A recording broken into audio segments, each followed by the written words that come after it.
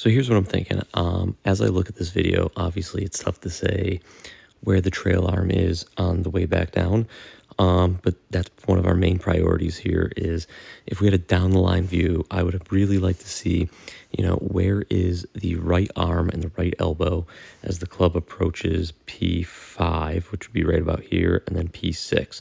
So from this position, it appears that the right elbow and the right arm is probably too far behind you at this point. So if you were to look at the down line view, you would see maybe your shirt seam, and then you'd probably see your trail elbow on it or even slightly behind it at that point.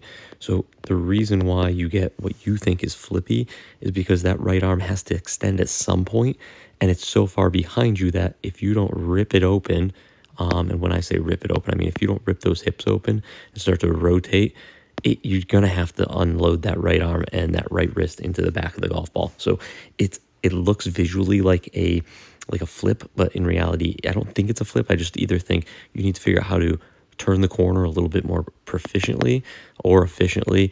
And then the other thing I'd also say is just like, this is a simple fix.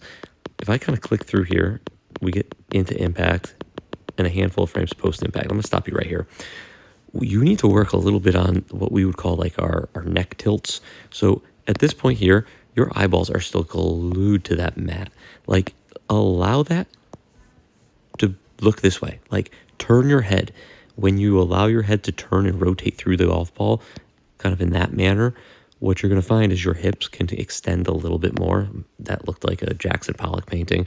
So your hips can extend a little more, your chest can extend and kind of puff out a little bit, and your head and eyeballs will look kind of where the golf ball's going as opposed to just staring down at the bottom of the mat. That'll free you up a little bit, but I'd really like to see some like trail arm info if you have any, but hopefully that makes some sense. Low-hanging fruit is rotate the noggin, gets everything else to clear a little bit easier.